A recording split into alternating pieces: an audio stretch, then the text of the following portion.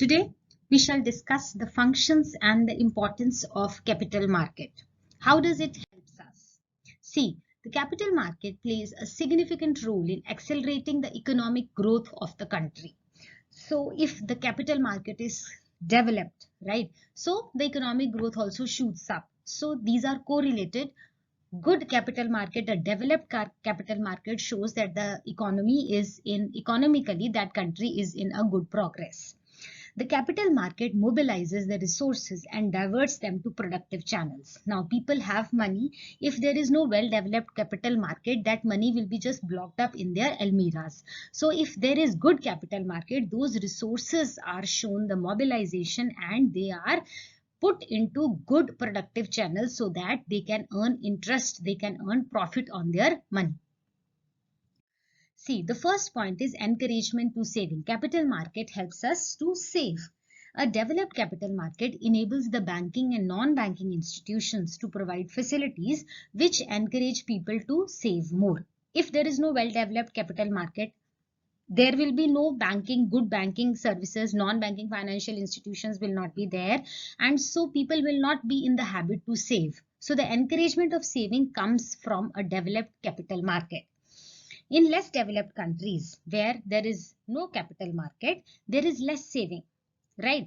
Of the little saving goes in unproductive and wasteful directions. If there is a little saving in those countries where there is no capital market, little saving is there, whatever it is there, it is just gone into real estate, land, gold, jewelry, and conspicuous consumption. So it is not put into economic stream. It is just spent on these items. People buy that land, gold and jewelry. Instead of buying shares and securities, they will be more tilted to invest in this jewelry. Conspicuous consumption means show off. They will be spending their money on those items which just will be shown as show off to the public, right? So economic stream to earn the profit from that mainstream, it will not be there.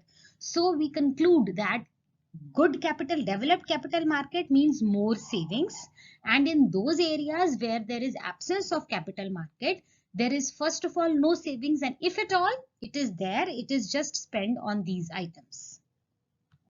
Further, capital market serves as a link between the savers and the investors. Otherwise, there is a bar, there is a wall between them, and this capital market is going to connect them. It mobilizes savings and diverts them into productive investment, obviously, and capital market transfers financial resources from surplus and wasteful areas to deficit and productive areas, thereby increases the productivity and prosperity of the country. So now what does this mean? This means supposingly you have 2 lakh rupees, right?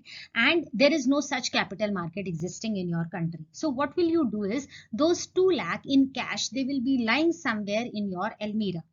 But if you have a good capital market, you have shares and security, bank and non-banking financial institutions are there. So you will be investing into more productive areas. That 2 lakh will be given to the bank will be lending it to other people, and it will form a main economic stream. Other people will also earn from your money, and also you will also earn from your money.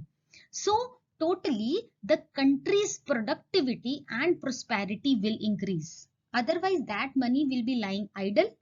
Now 2 people will be earning out of it. Not only 2, 3 people. See, you will be giving the money to the bank, you will be earning, the bank will be earning, and of course the third person to whom the loan will be advanced, that also will be earning. So this link between the savers and investors is provided.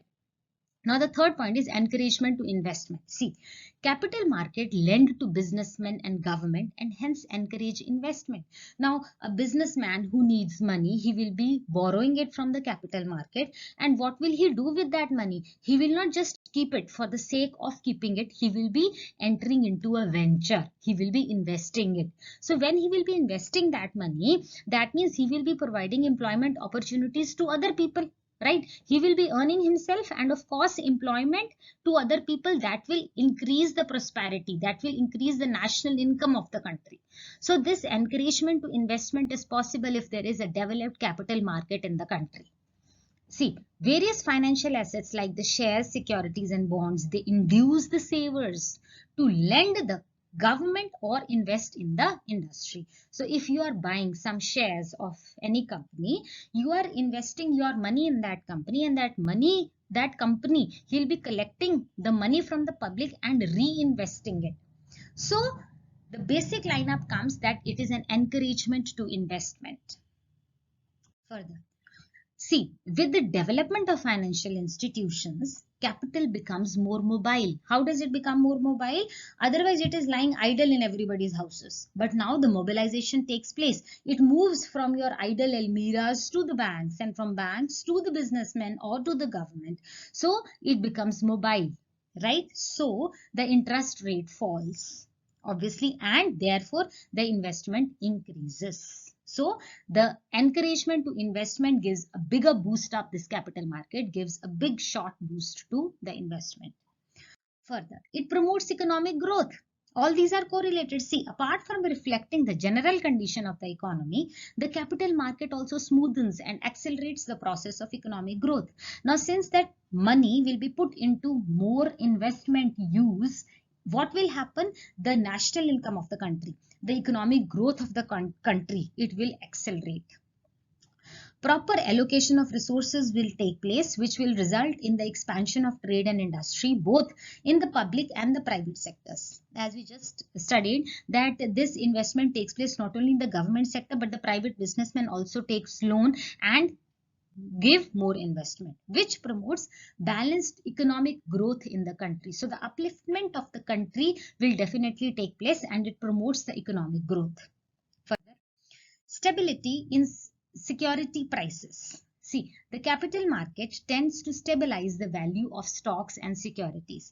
If there is a well-developed capital market, so the shares, stocks and securities, they tend to stabilize, and hence they reduce the fluctuation in the prices to the minimum. If it is a normal phenomena of the country, of the people to invest, keep investing in the shares and the bonds, so the prices, the fluctuation in the price is reduced to the bare minimum. The process of this stabilization is facilitated by providing capital to the borrowers at a lower rate. So the one who will be taking loan, he will get that capital at a lower rate. So this reduces speculative and unproductive activities. So the stability in the security prices is very well provided if there is a good developed capital market in the country. Next, benefit to the investors. The investors are benefited by the credit market to invest in long-term financial assets. The investors, they will be investing in the long-term financial assets, right? So that will help to build up the infrastructure of the country. It brings together the buyers and the sellers of the securities, and hence ensure the marketability of investments. Because the buyers and sellers, they come at one place. You buy the securities, and simultaneously there is investment in the other public and the private sectors. So the marketability of investment takes place. Now, by advertising the security prices, the stock exchange enables the investors to keep the track of their investment and channelizes into the most profitable lines.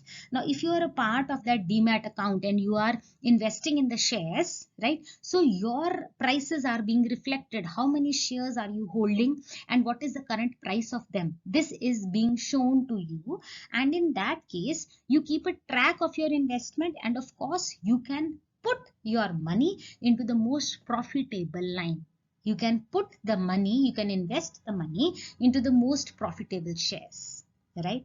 Now, this also safeguards the interest of the investors by compensating them from the stock exchange compensating fund in case of fraud and default. If by and large some fraud or default happens, then there is stock exchange compensating fund exists, in which the investors, they are compensated. So you can invest in that, in those securities and bond, with the back of the heart that you are safe, your money is safe. So this is how we study the functions and importance of capital market. We come to the end of the article. I hope you liked my article. Please like and subscribe to my channel. Thank you for watching. Stay safe, stay blessed.